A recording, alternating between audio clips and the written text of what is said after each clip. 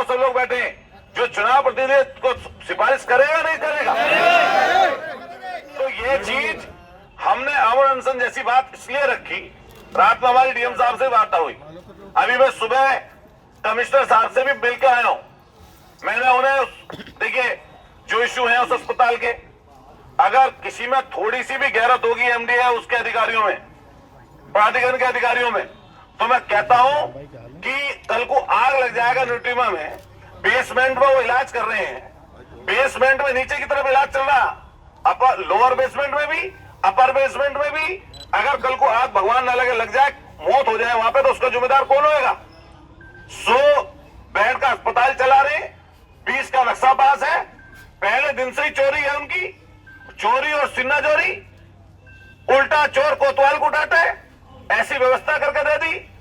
हम सीधा सीधा एक बात कहना चाहते हैं, वरिष्ठ अधिकारी यहां पे खड़े हैं, भाई चाहे आप 8 डीजल ले लो जेल भेजने का, हम बिल्कुल रत्ती भर भी इस चीज से पीछे नहीं हटेंगे, सब चलेंगे, हम इस चीज के पीछे नहीं हटने वाले। लेकिन आप न्याय की जगह पे हैं, आपको न्याय करना चाहिए।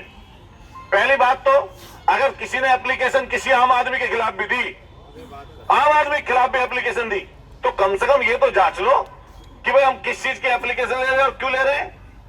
आपने जो पीड़ित लोग हैं उनके परिजनों के भी और एक मौजूदा विधायक के आपने एप्लीकेशन दी और आपने मुकदमा दायर कर दिया। मुकदमे की बात नहीं है, बात इस चीज की है सीओ साहब, एसपी साहब, बात इस चीज की है कि लोगों के मन में क्या बात जाएगी कि जो लोग लोगों पे जाति कर रहे हैं, वहां बदमाशी गुंडाई कर रहे हैं, उनके कहने से एक सिफारिश करने वाले व्यक्ति के ऊपर रिपोर्ट दर्ज कर दी, तो कैसे चलेगा ये चीज? अब हम पे तो कोई भी सिफारिश आएगी तो हम सीओ साहब को रेफर कर देंगे, हम एडीएम साहब को रेफर कर देंगे कि लाश छुटवा दो जी, इनका बिल कम करवाओ जी। आदमी 1 दर्जन केले लेने जाता है, उसको भी 3 बार उलट पलट के देखता है और 4 बार पूछे क्या रेट है भाई, 50 रुपए दर्जन कह रहे तो कहे पिक्चर तो 35 मिल रहे। ये तो लाखों का मामला है, यहाँ लूट और डाका डाला जा रहा। इस लूट और डाके में जितने पुलिसकर्मी हमारे साथी खड़े हैं, ऐसा कोई व्यक्ति नहीं है जो उससे प्रभावित ना हो।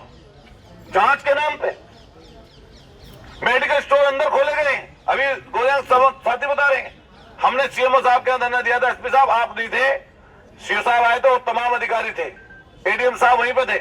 हमने कहा कि आप पर्ची पर साल्ट लिखिए ना, आदमी कहीं से भी जहां सस्ती दवाई मिलेगी वहां से लेकर आएगा। तो साल्ट तो छोड़िए, दवाई का नाम छोड़िए, कोड लिखा जा रहा है और कोड से दवाई मिलेगी, क्योंकि उनकी दवाई कोड के हिसाब से तो कहीं होगी नहीं।